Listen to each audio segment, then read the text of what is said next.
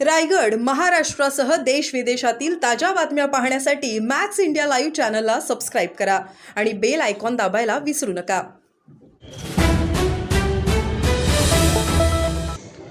महिलांना प्रॉपर्टीमध्ये अधिकार मिळाला पाहिजे, न मागता मिळाला पाहिजे. आपण या संदर्भात काय करता येईल?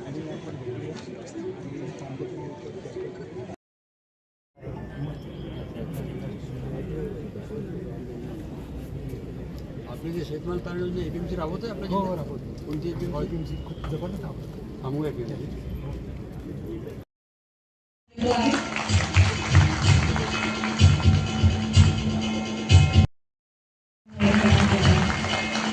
यानंतर भागवत झाडे पुढील लाभार्थी आहेत.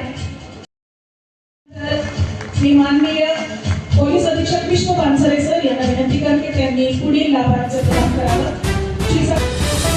आवाज परत जाल तर तिथे जी काही माहिती आहे त्याचे पत्रक त्यांनी छापलेले ते पत्रक घेऊन जा. आपल्या मित्रांना, नातेवाईकांना त्याची माहिती द्या आणि ज्यांना ही सगळी टेक्नॉलॉजी कळते त्यांनी त्यांना शिकवावं. स्मार्टफोनवरून कसं या योजनांपर्यंत पोहोचायचं, कसा या योजनांचा फायदा घ्यायचा. आणि जर आपण असं करू शकलो तरच या कार्यक्रमांना आपण म्हणू की खऱ्या अर्थाने अर्थ प्राप्त झाला. अन्यथा आम्ही आमचा वेळ ठेवून जो दिला तो व्यर्थ होऊन जाईल. कारण मी पण नागपूरहून आलो, कारण मला एवढंच वाटत होतं की असे कार्यक्रम वारंवार व्हायला पाहिजे, अशा कार्यक्रमांना माहिती लोकांपर्यंत पोहोचायला पाहिजे, जास्तीत जास्त लोकांचा अशा कार्यक्रमातून फायदा व्हायला पाहिजे. आणि म्हणून मी आयोजकांना पण धन्यवाद देतो की त्यांनी एवढ्या मोठ्या प्रमाणात आज हा कार्यक्रम इथे आयोजित केला. मी पाटील साहेबांना विशेष धन्यवाद देतो. त्यांनी अतिशय चांगल्या पद्धतीने याचं आयोजन केलं.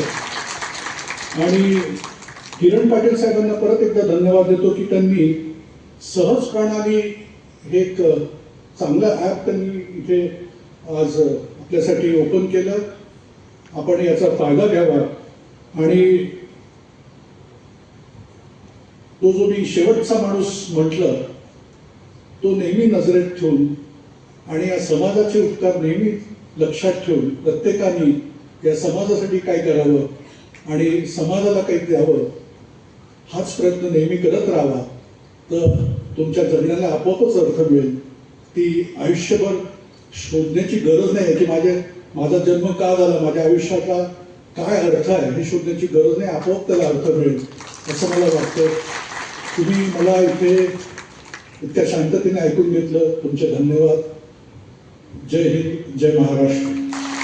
हायकोर्ट लिगल सर्व्हिसेस सब कमिटी, श्री पाटील साहेब, इथे उपस्थित आमचे न्यायिक अधिकारी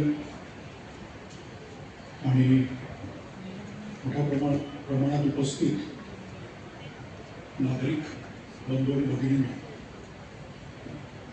आज इथे अनेकांच्या मनात एक विचार आला असेल की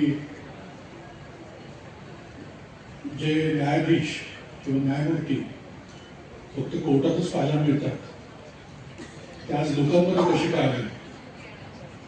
तसंच जिल्हाधिकारी साहेब, पोलीस अधीक्षक साहेब हे सगळे एवढ्या मोठ्या प्रमाणात एक कार्यक्रम होतो आणि या कार्यक्रमाच्या व्यासपीठावर उपस्थित आहे. त्याचं उत्तर मी तुम्हाला थोड्या वेळाने देईन. मी जेव्हा वकील होतो किंवा आताही जेव्हा न्यायमूर्ती म्हणून काम करतो तसं लक्षात येतं की जसं मी वकिलीचं सांगितलं की वकिलीत माझ्याकडे अनेक पक्ष करायचे. एकदा एक जण आला म्हणाला की मी अस्थायी कर्मचारी आहेत आणि माझ्या